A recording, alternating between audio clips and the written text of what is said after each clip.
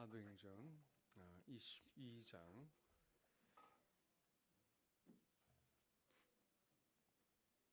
오늘 본문이 좀 깁니다.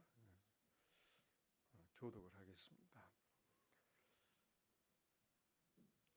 부형들아, 내가 지금 여러분 앞에서 변명하는 말을 들으라.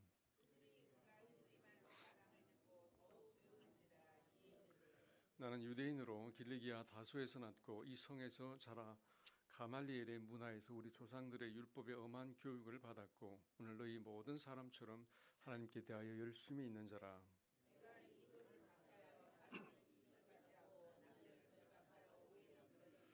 이에 대제사장과 모든 장로들이 내 증인이라. 또 내가 그들에게서 다메섹 형제들에게 가는 공문을 받아가지고 거기 있는 자들도 결박하여 예루살렘으로 끌어다가 형벌을 받게 하려고 가더니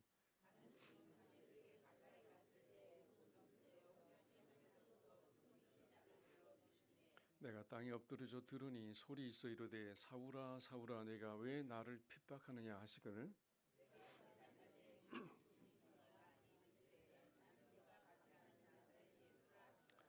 나와 함께 있는 사람들이 빛은 보면서도 나에게 말씀하시는 이의 소리는 듣지 못하더라.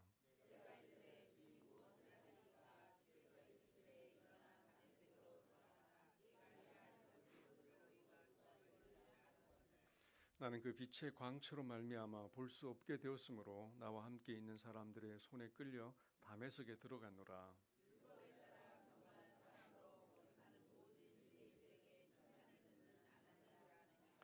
내게 와 곁에 서서 말하되 형제 사울아 다시 보라 하거늘 즉시 그를 쳐다보았노라.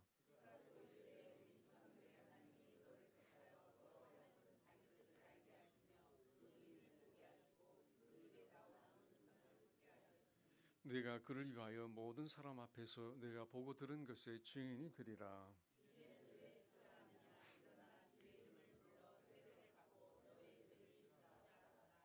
아멘. 자, 어떤 사람이 법정에 서거나 또는 아주 위협적인 상황에 놓이게 되면 자기를 보호하고 또 자기를 방어하기 위해서 자기 변호를 하게 됩니다. 오늘 성경에서는 그것을 변명이다 이렇게 말을 했어요. 변명이다. 영어로는 이제 셀프 디펜스라고 그러죠. 자기를 방어하는 것입니다. 요즘 이 변명이란 말을 핑계라고 하는 부정적 의미로 많이 사용을 하기 때문에 좋은 의미는 아닙니다. 사실 이 뜻은 변명이란 말은 밝게 분별한다는 뜻입니다. 어떤 일에 대해서 옳고 그름을 잘 가려서 사리를 밝히는 것이 이제 변명이라는 뜻이죠. 1절에 보면 부형들아 내가 지금 여러분 앞에서 변명하는 말을 들으라 그랬어요.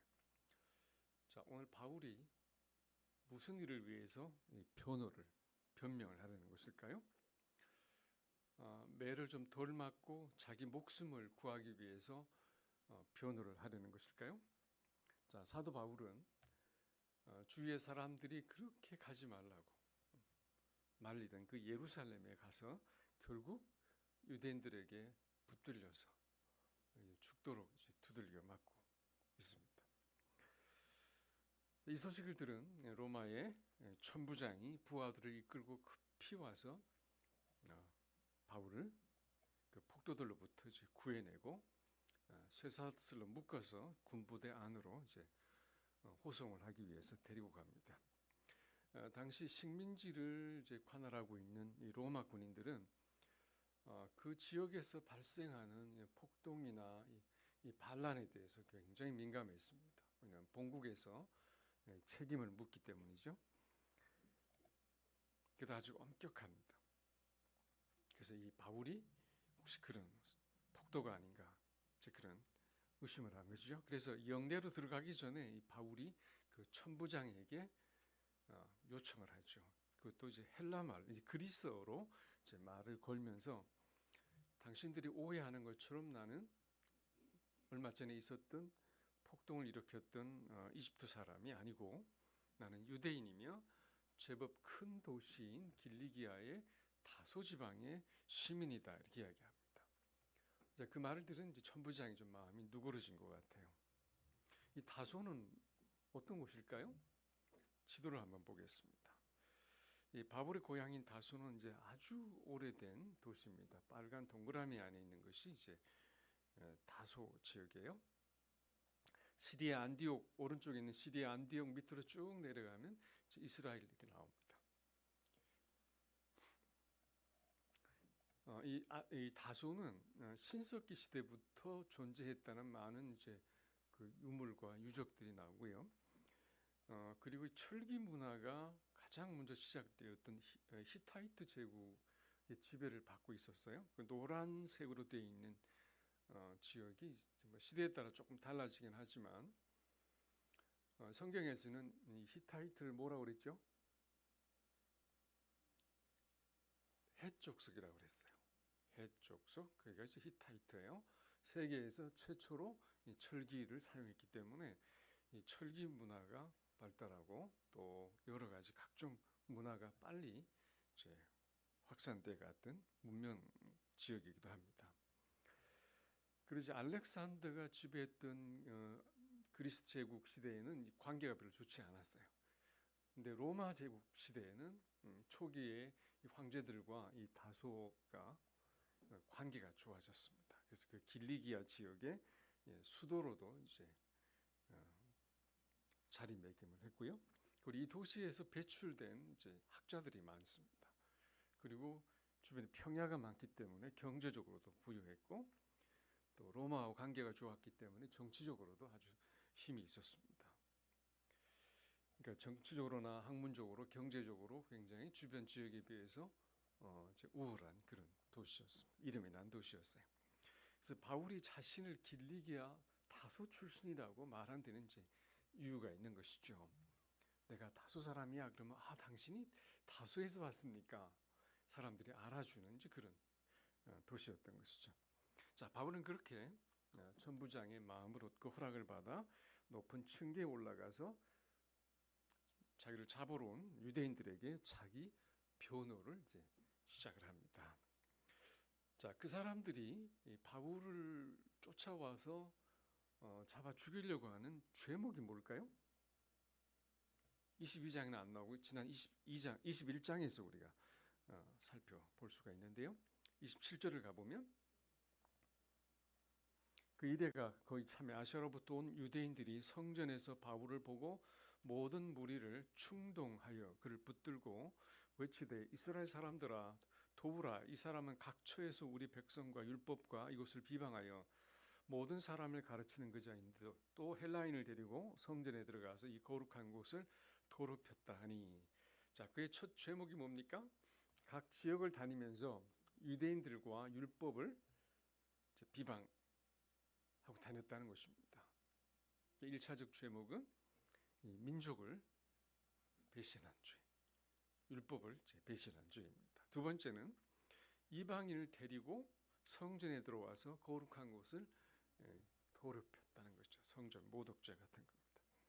그러니까 이 성전은 이방인이 들어올 수 없는 것인데 바울이 이방인을 데리고 들어왔다고 사실은 추측을 한 것이죠. 그 다음 절을 보면 이는 그들이 전에 에베소 사람 드리보모가 바울과 함께 시내에 있음을 보고 바울이 그를 성전에 데리고 들어간 줄로 생각함이라 그랬어요.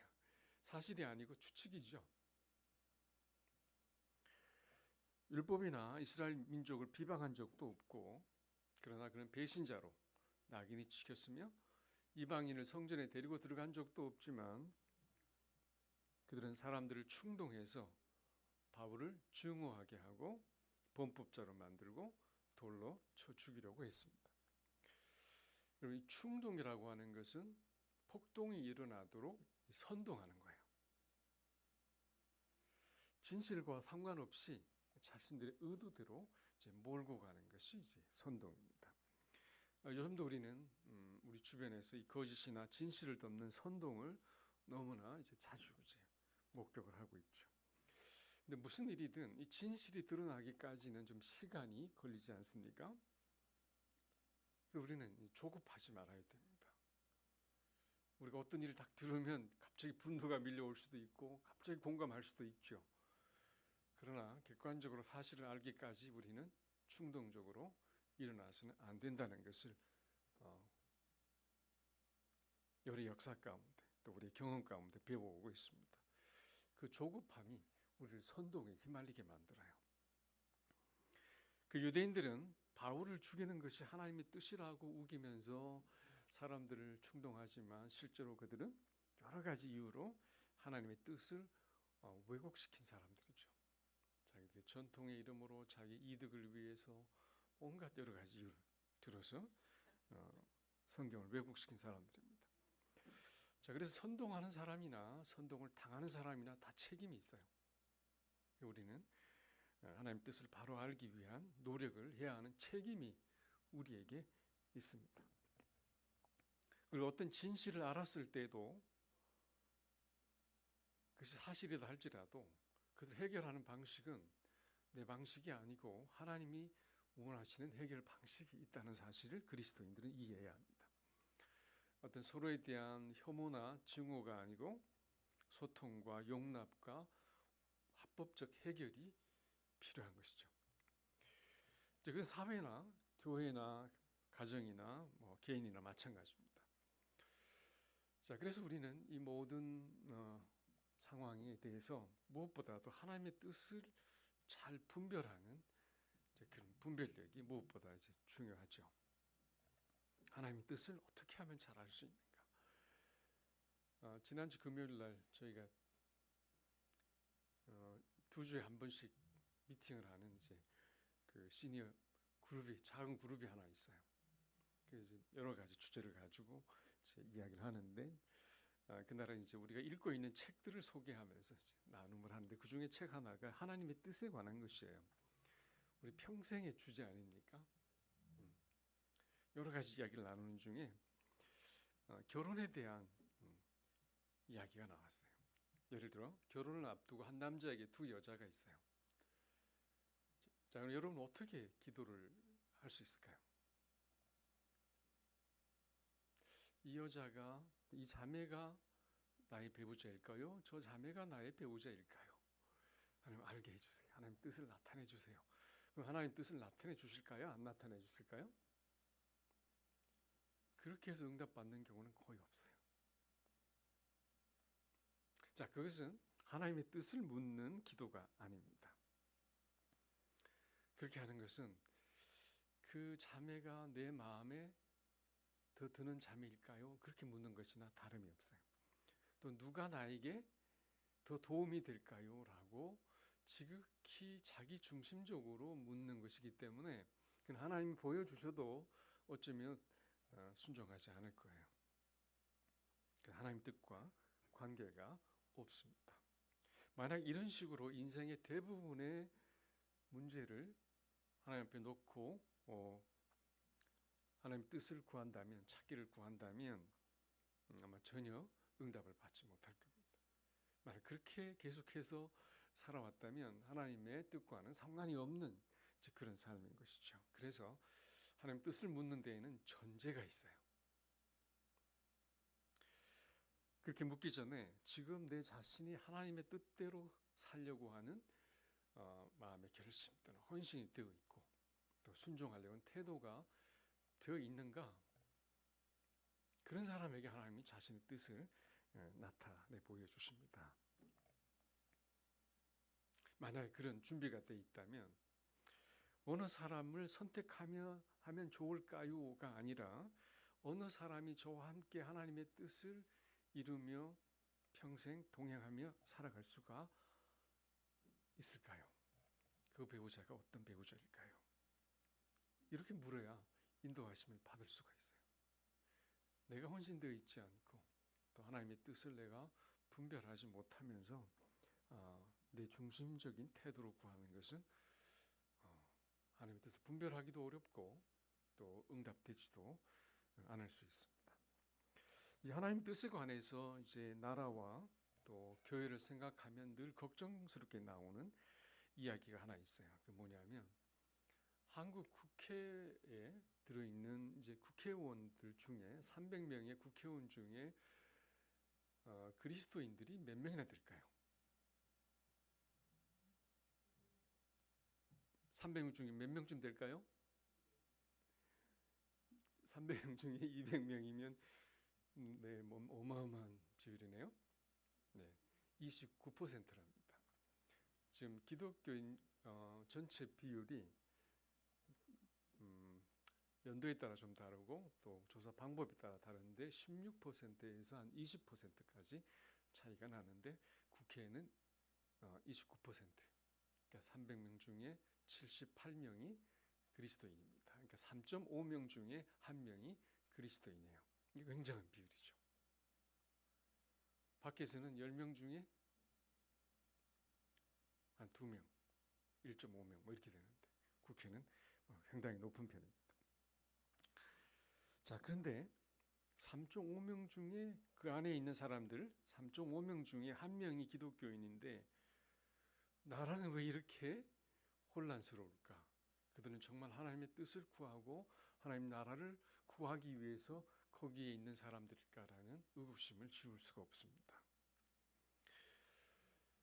자, 국회가 제대로 돌아가지 않고 난리를 쳐도 나라가 이렇게 안정되어 있는 것은, 그나마 안정되어 있는 것은 하나님이 긍휼을 베푸시고 대다수의 국민들이 잘하고 있기 때문이라고 생각을 합니다. 옆에 분에게 당신은 잘하고 있습니다. 당신 때문입니다. 네, 성도님이 기도하고 그 자리를 지키고 있고 사람들을 화해시키고 있고 돌보고 있기 때문입니다. 저는 지금은 국가 지도자들을 위해서, 나라를 위해서 더 많이 기도가 필요한 때입니다. 그래서 우리는 섣불리 사람들의 어떤 선동에 휘말리지 말고 상대편을 미워하지도 말고 긍휼히 여겨야 합니다. 자, 양쪽 편의 사람들의 이야기를 다 들어보면 왜 그렇게 서로 분노하는지 우리 이해를 다 할 수 있죠. 나라를 너무 사랑해요. 둘 다 너무 사랑하는데 방식이 좀 달라요. 어떤 사람은 이것을 중요시 여기고 어떤 사람은 이걸 중요시 여겨요. 그러니까 너무 서로 몰아붙이지 말고 서로를 받아들이면서 잘 조화를 이룰 수 있기를 바랍니다. 유대인들은 하나님의 뜻이 아닌 늘 권력자들의 선동에 휘말리면서 예언자들을 죽여왔고 또 사도들도 죽였습니다. 이 증오와 선동은 굉장히 무서운 결과를 가져오는 것이죠. 그래서 예수님은 이에 대한 결과를 분명하게 말씀을 하셨어요. 마태복음 23장 35절을 보면 그러므로 의인 아벨의 피로부터 성전과 제단 사이 너희가 죽인 바가랴의 아들 사가랴의 피까지 땅 위에서 흘린 의로운 피가 다 너희에게 돌아가리라 그랬어요. 그들이 그동안에 죽여왔던 그 사람들에 대한 피가 그들에게 돌아갈 것이다 라고 예수님이 선언을 하시죠. 그래서 결국 이스라엘은 AD 70년에 로마 타이투스 장군에 의해서 완전히 멸망하고 나라가 없어지죠. 그리고 1500년을 떠돌이로 방랑하는 민족이 되고 말았습니다. 자, 근데 바울을 보십시오. 자기를 죽이려는 사람들 앞에 어떻게 하고 있습니까? 1절에 보면 부형들아 이렇게 불러요. 부형들아. 이 부형은 무슨 말입니까? 아버지 그리고 형제란 말이잖아요. 복수로 돼 있으니까 아버님들, 형제 여러분 뭐 그런 말이죠. 지금 자기를 죽이려는 사람들을 부형이라고 부르고 있습니다. 가족이라고 부르고 있는 것이죠. 자기 동족인 유대인들이 동족인 자기를 죽이려 하는데 그들을 아버님들, 형제님이라고 부르고 있는 것이죠. 그들은 구약의 율법을 잘 알고 있었지만 그러나 그 안에 예언된 메시아 예수 그리스도를 모르는 동족들에 대한 그 안타까움과 그들에 대한 사랑이 이 바울의 마음에 크게 자리 잡고 있었던 것이죠. 이 바울의 마음을 잘 보여주는 성경 구절이 로마서에 나옵니다. 같이 읽어볼까요? 나의 형제 곧 고륙의 친척을 위하여 내 자신이 저주를 받아 그리스도에게서 끊어질지라도 원하는 바로다. 자기가 그리스도에게서 끊어질지라도 저주를 받고 끊어질지라도 동족의 구원을 위한 간절함이 그의 마음에 있는 것이죠. 언제부터인가 이 민족 복음화를 위한 기도가 많이 식어지는 것 같아요. 그러나 여전히 많은 그리스도인들이 민족의 구원을 위해서 기도하고 있는 것도 사실입니다. 이 같은 민족이라고 하는 것은 주님이 말씀하신 대로 너희가 예루살렘과 유다와 온 유다와 사마리아 땅 끝까지 이르는 내 증인이 되리라 하셨는데, 그런 분류법에 의해서 보면 우리 민족은 어디에 해당이 되죠? 나의 예루살렘 또는 나의 유다, 내가 품어야 할 선교지인 것을 이제 알게 됩니다. 지금 우리 민족은 매우 심각한 위기 가운데 놓여 있고 또 영적으로도 매우 혼탁해져 있는 게 사실입니다. 그래서 더욱 많은 이 중보 기도가 필요합니다. 그래서 서로 혐오하지 말고 민족을 사랑하는 마음으로 하나됨을 좀 회복해야 합니다. 자, 이 나라는 하나님이 우리에게 맡기신 모국이죠. 모국, 어머니의 나라. 김종훈 목사님은 하나밖에 없는 조국이다. 어머니 같은 조국이다. 그런 표현을 하셨는데, 그래서 하나밖에 없는 어머니처럼 아끼고 사랑하고 싸매며 치유해 가야 되는 공동체가 바로 우리 민족입니다. 우리나라가 부유하고 이제는 강한 나라가 되었지만 영적으로 타락하고 죽어버리는 나라가 된다면 우리에게 너무나 불행한 일이 될 것입니다. 바울은 자신을 죽이려는 이 위기의 순간에도 동족을 향한 사랑과 복음의 책임을 잊지 않고 있었어요. 바울의 위대함이 여기 있죠. 바울은 그 급박한 와중에도 애통하는 마음으로 이 부형들을 부르며 히브리어로 그의 간증을 시작합니다.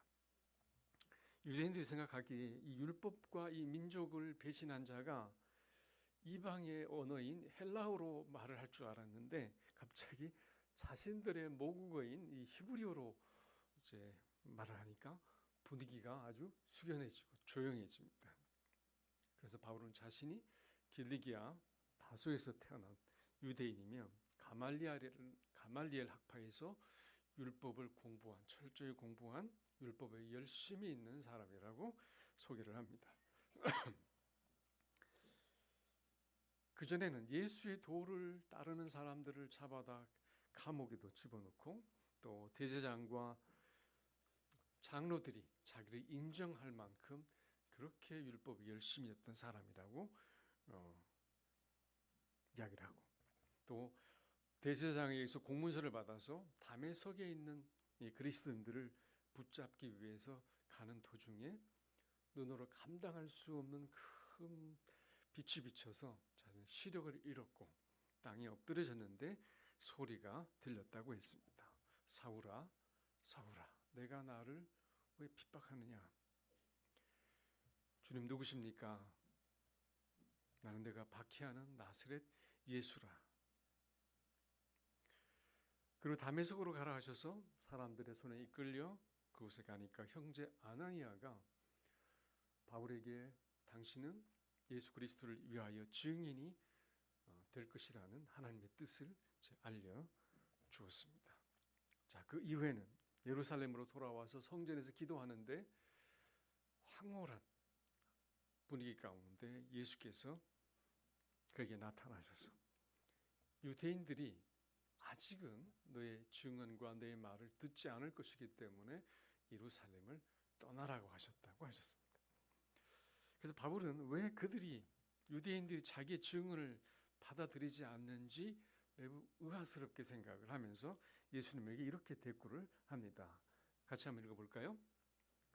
12장 19절에 내가 말하기를 주님, 내가 주를 믿는 사람들을 가두고 또 각 회당에서 때리고 또 주의 증인 스데반이 피를 흘릴 때에 내가 곁에 서서 찬송하고 그 죽이는 자들의 옷을 지킨 줄 그들도 아나이다 그랬어요. 바울이 예수님에게 그렇게 왜 말을 했을까요? 자기의 증언을 그 유대인들이 듣지 않을 것이라고 이야기하니까 바울이 그럴 리가 없습니다. 제가 과거에 어떤 사람이었습니까? 저렇게 사람들을 잡아가고 때리고 스데반이 순교할 때도 내가 옆에서 찬동했던 사람인데 그 사람들이 나를 잘 압니다. 그리고 내가 어떻게 달라졌는가를 그들이 다 아는데 왜 저의 이 증언을 듣지 않는다는 말입니까? 라고 주님에게 의아스럽게 이제 항변을 하죠. 내 간증이 좋다고, 나의 어떤 경험이 특별했다고 모든 사람이 그걸 다 믿어주는 것은 아닙니다. 또 다 받아들이거나 또는 자신의 생각이나 경험을 또 삶을 바꾸지도 않습니다. 그러니까 우리가 이 복음을 전할 때 너무 조급하게 나의 것을 강요할 필요는 없습니다. 하나님이 이렇게 세운 바울의 간증조차도 받아들여지지 않는다고 주님이 말씀하셨어요. 바울이 대꾸를 하니까 주님이 이렇게 말씀하시죠. 21절에 보면 나더러 또 이르시되 떠나가라 내가 너를 멀리 이방인에게로 보내리라 하셨느니라. 예수님은 예루살렘이 아닌 멀리 이방으로 보낼 것이라고 말씀하십니다. 자, 하나님은 사람마다 각자 다른 계획을 갖고 계십니다. 베드로는 유대인들을 위해서 부르셨고 바울은 이방을 위한 사도로 부르셨습니다. 자, 하나님은 나는 어디로 보내시는 걸까요? 어디로 보내실 것이라고 생각하십니까? 누구를 위해서, 어떤 일을 위해서, 또는 어떤 나라를 중보하고 또 그 나라를 가라고 하시는 것일까요? 어디로 가고 어떤 일을 하느냐 하는 것도 중요하지만 무엇보다 더 중요한 것은 지금 내가 이 자리에서 증인으로 사는 것입니다. 국내에서 전도하지 않는 사람이 선교사로 간다고 해서 전도가 잘 될 리가 없습니다. 그래서 그곳이 아닌 이곳, 내일이 아닌 지금, 오늘 나는 주님 앞에서 어떻게 살고 있는가, 어떻게 증인이 되고 있는가가 중요한 것이죠. 바울은 매번 지금 주어지는 기회들을 복음을 위해서 최대한 활용하는 놀라운 전도자였습니다. 바울이 천부장에게 요청하여 변명을 할 기회를 요청한 것도 자신의 목숨을 살리기 위한 것이 아니었죠. 자기 동족들에게 복음을 증언하기 위한 것이었습니다. 집단 폭행을 당하다가 겨우 구출이 되어 붙들려 가는 와중에 어떻게 이런 생각을 할까요?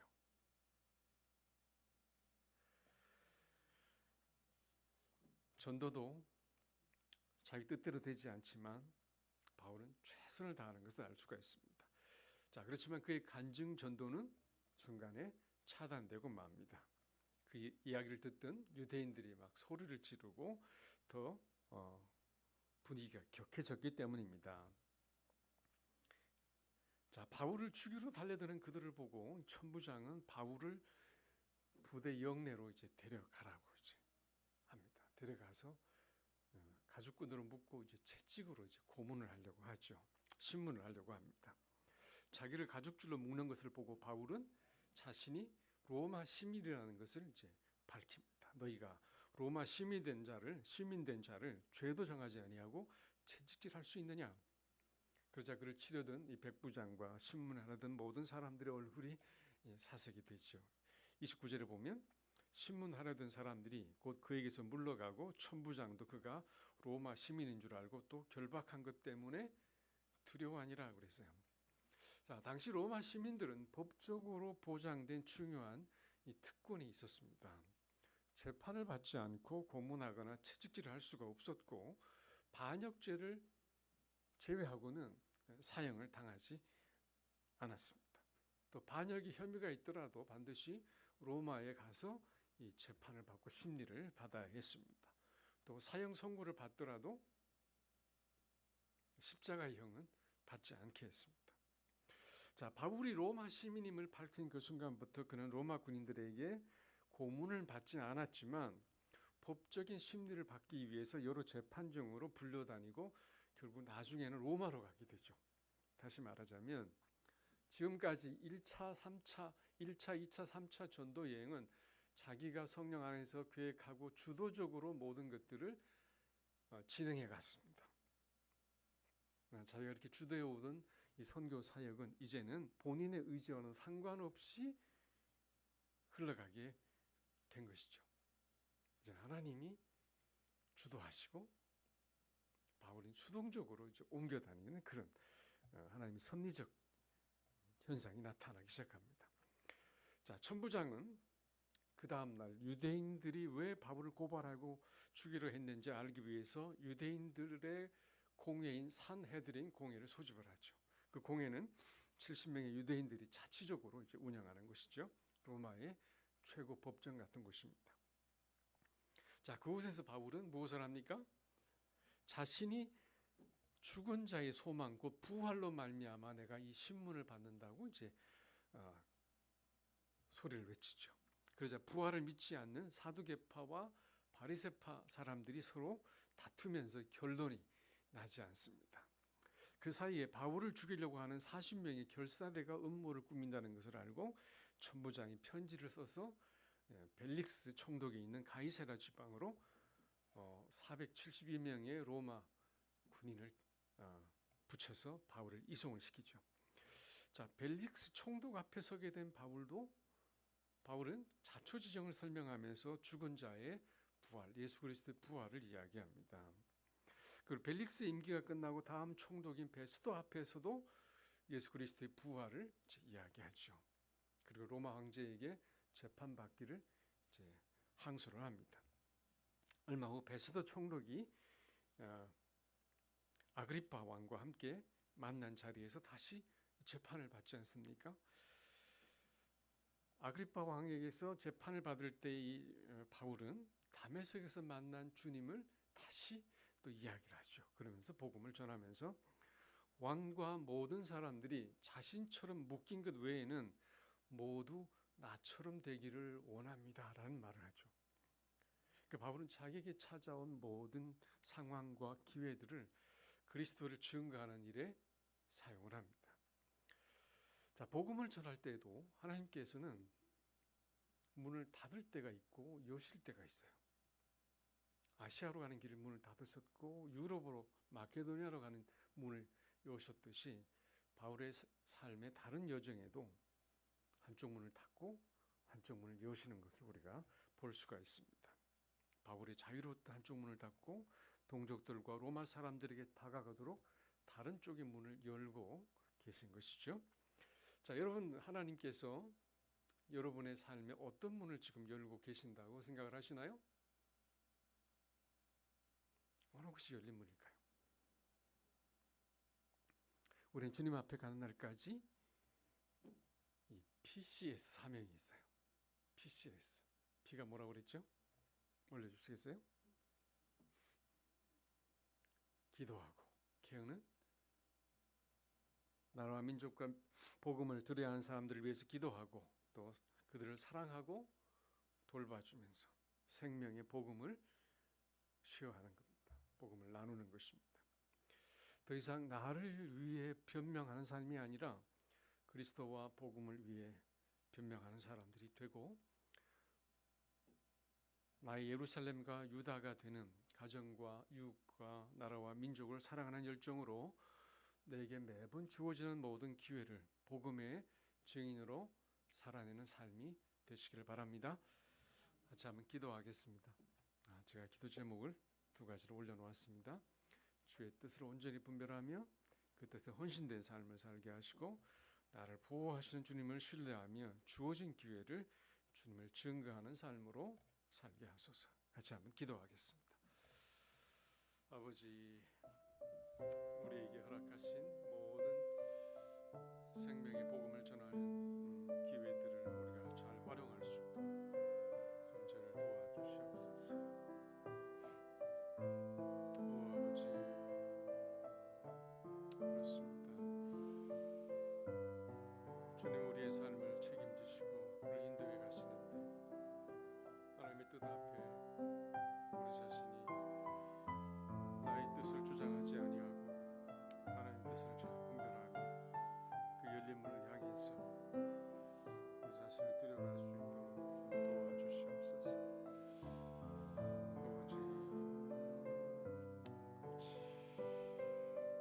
아버지, 하나님, 지금까지 나를 위해 살아왔고 나 자신을 보호하고 방어하기 위해서 살아왔다면 주님 이제는 주의 뜻을 온전히 분별하고 또 주의 뜻 앞에 헌신된 삶이 되고 나를 변호하는 삶이 아닌 주님을 증거하고 주님을 드러내는 삶이 될 수 있도록 우리 마음을 주님께로 향할 수 있게 주옵소서. 우리 마음이 미래를 두려워하지 않고 오늘 우리에게 주신 그 은혜로 강하고 담대하고 주님을 깊이 신뢰하는 삶으로 살아가도록 도와주옵소서. 주 앞에 서는 날까지 우리를 인도하시는 주님을 깊이 신뢰할 수 있도록 도와주옵소서.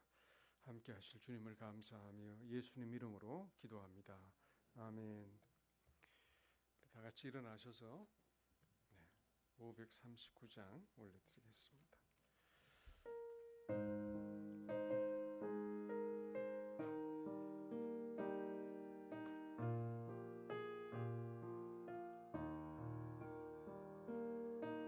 예수께 조용히 나가 내 모든 짐 내려놓고 주 십자가 사랑을 믿어 죄 사함을 너 받으라. 주 예수께 조용히 나가 내 마음을 쏟아놓으라. 늘은 미리 보시는 주님 그 은혜를 베푸시리. 주 예수의 은혜를 입어 내 슬픔이 없어지리. 내 이웃을 늘 사랑하여 너 받은 것 거저주라. 주 예수께 조용히 나가 내 마음을 쏟아놓으라. 늘은 미리 보시는 주님 그 은혜를 베푸시리. 주 예수를 친구로 삼아 늘 내 옆에 모시어라. 그 영원한